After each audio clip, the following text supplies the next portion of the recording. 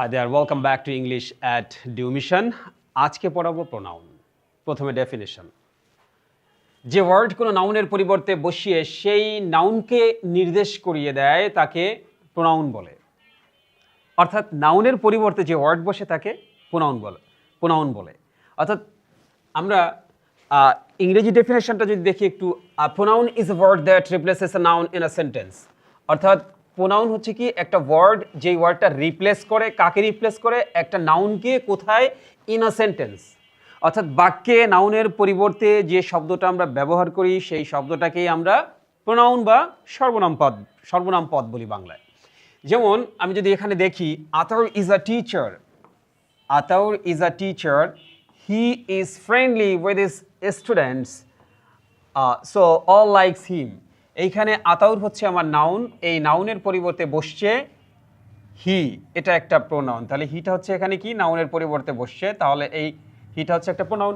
আবার হিজটাও কিন্তু এই হি এর পসেসিভ বা তার অবস্থান বোঝানোর জন্য বসেছে, এটা হচ্ছে পসেসিভ প্রোনাউন বা পসেসিভ অ্যাডজেক্টিভ বা প্রোনাউন। আবার এই আতাউরের অবজেক্টিভ ফর্ম হিম বসেছে, এটাও কিন্তু আসলে প্রোনাউন। তাহলে নাউনের পরিবর্তে যে ওয়ার্ড বসে সেই ওয়ার্ডকেই প্রোনাউন বলে। I, me, they, he, him, his, we, us ইত্যাদি সব কিছু হচ্ছে প্রোনাউন। ঠিক আছে?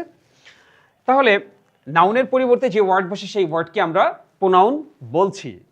সেই প্রোনাউনের ক্লাসিফিকেশন কাইন্ডস নিয়ে এখন কথা বলবো। অর্থাৎ kinds of pronoun, there are 8 types of pronoun. First, personal pronoun. আমরা এখন একটু ইন ব্রিফ, সংক্ষেপে আমরা একটু দেখি যে প্রোনাউনগুলো আসলে কি।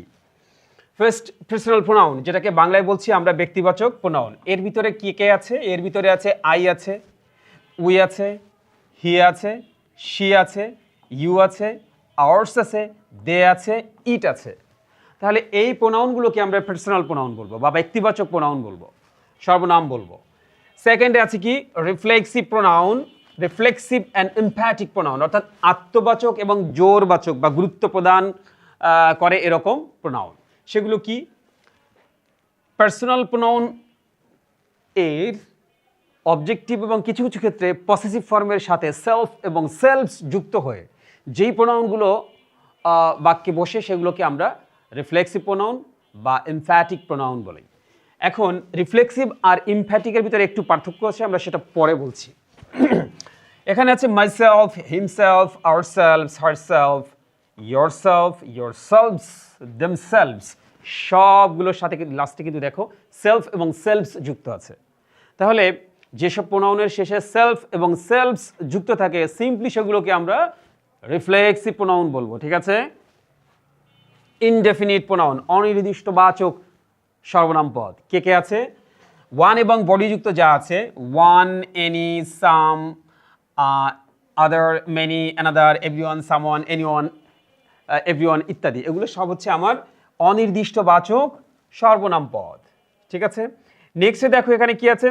এখানে আছে রিলেটিভ প্রোনাউন, অর্থাৎ সম্পর্কবাচক সর্বনাম পদ। অর্থাৎ আমরা যে ক্লজ পড়বো সামনে কিছুদিন পরে, ক্লজ নিয়ে কথা বলবো, সেখানে দেখবো প্রিন্সিপাল ক্লজকে সাবঅর্ডিনেট ক্লজের সাথে যোগ করার জন্য যে সমস্ত ডব্লিউএইচ যুক্ত প্রোনাউন আমরা ব্যবহার করি তাদেরকে আমরা রিলেটিভ প্রোনাউন বলি।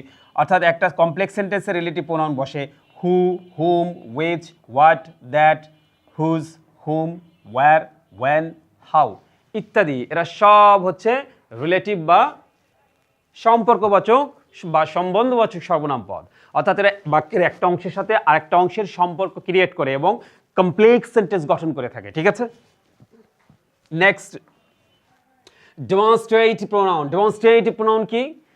নির্দেশক। অর্থাৎ যে সমস্ত প্রোনাউন কোনো কিছুকে নির্দেশ করে, কোনো ব্যক্তিকেও নির্দেশ করতে পারে, কোনো বস্তুকেও নির্দেশ করতে পারে, তাহলে এরকম নির্দেশ করে যদি যে সকল প্রোনাউন তাদেরকে আমরা ডেমনস্ট্রেটিভ প্রোনাউন বলবো। যেমন this, that, such, so, this, those ইত্যাদি। ঠিক আছে? আবার ইন্টারোগেটিভ প্রোনাউন, অর্থাৎ রিলেটিভ প্রোনাউনগুলো দিয়ে যখন আমরা ইন্টারোগেটিভ সেন্টেন্স গঠন করব বাক্যের শুরুতে, তখন আমরা তাদেরকে ইন্টারোগেটিভ প্রোনাউন বলবো। Which, what, when, how, where, why, who, whom, whose. এগুলো আমরা প্রশ্নবাচক বাক্যের শুরুতে অর্থাৎ ইন্টারোগেটিভ সেন্টেন্সের শুরুতে এগুলো আমরা ব্যবহার করে থাকি, তাই এদেরকে ইন্টারোগেটিভ প্রোনাউন বলে। নেক্সট, ডিস্ট্রিবিউটিভ প্রোনাউন অর্থাৎ বিভাজক, অর্থাৎ যেগুলো দ্বারা কোনো কিছু বন্টন করা বোঝায়, অর্থাৎ ইচ, এভরি, ইদার, নিদার, এই চারটিকে আমরা ডিস্ট্রিবিউটিভ প্রোনাউন বলি। আবার আছে কি রেসিপ্রোকাল প্রোনাউন। রেসিপ্রোকাল প্রোনাউন মানে পারস্পরিক সর্বনাম, অর্থাৎ পারস্পরিক আদান প্রদান হয়, যেখানে যেই প্রোনাউনের ভিতরে পারস্পরিক আদান প্রদান প্রকাশ করা হয় তাদেরকে আমরা রেসিপ্রোকাল প্রোনাউন বলি। অর্থাৎ ইচ আদার, ওয়ান অ্যানাদার, এই দুটো হচ্ছে রেসিপ্রোকাল প্রোনাউন।